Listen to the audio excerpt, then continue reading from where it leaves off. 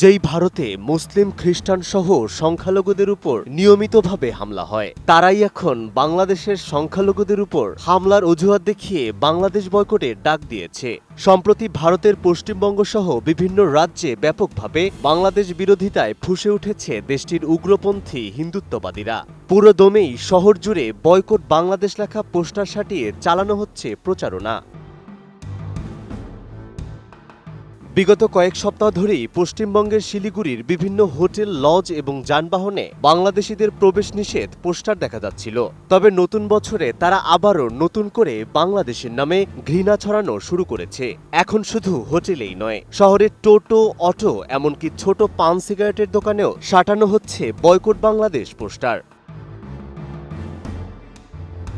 তাদের অভিযোগ, বাংলাদেশে নাকি হিন্দু ধর্মাবলম্বী সহ অন্যান্য সংখ্যালঘুদের উপর ব্যাপক অত্যাচার চালানো হচ্ছে। আর কথিত এমন অভিযোগ তুলে প্রতিবাদে তারা এখন সরব হয়ে উঠেছে। তাদের দাবি, বাংলাদেশে হিন্দুদের উপর চলা এই অত্যাচার নির্যাতন বন্ধ না হওয়া পর্যন্ত এই বয়কট চলবে। অন্যদিকে শিলিগুড়ি করিডোর জুড়েও শুরু হয়েছে কড়া নিরাপত্তা। সীমান্তের জংশন এলাকায় গাড়ি থামিয়ে পর্যটকদের ব্যাগ ও মালপত্র তল্লাশি করা হচ্ছে। নিরাপত্তার চাদরে মুড়ে ফেলা হয়েছে পুরো শহরকে। যদিও ভারতের ইমিগ্রেশন ডিপার্টমেন্টের তথ্যমতে সীমান্ত দিয়ে বাংলাদেশি নাগরিকদের যাতায়াত উল্লেখযোগ্যভাবে কমেছে।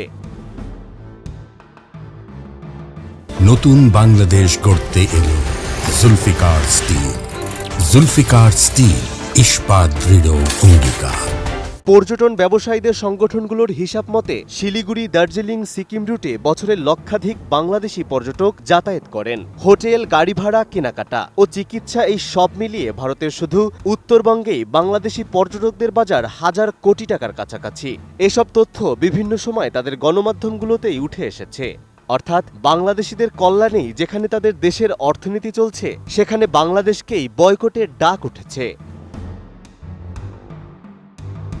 সব মিলিয়ে বাংলাদেশের সংখ্যালঘু নির্যাতনের অভিযোগ তুলে শিলিগুড়িতে যে বয়কট বাংলাদেশ কর্মসূচি চলছে, তা শুধু নিছক প্রতিবাদী নয়, এটি ভারতের ভেতরে চলমান সংখ্যালঘু সহিংসতার বাস্তবতাকে আড়াল করার এক অপচেষ্টা এবং ভারতের হিন্দুত্ববাদ রাজনীতি সচল রেখে নিজেদের স্বার্থ রক্ষা করাই তাদের মূল উদ্দেশ্য বলেই মনে করছেন বিশ্লেষকরা। তাই ঘৃণার এই রাজনীতি প্রভাব ফেলেছে সীমান্ত, যাতায়াত, পর্যটন ব্যবসা এবং দুই দেশের মানুষের দীর্ঘদিনের সামাজিক যোগাযোগের উপর। Desk report, ATN news.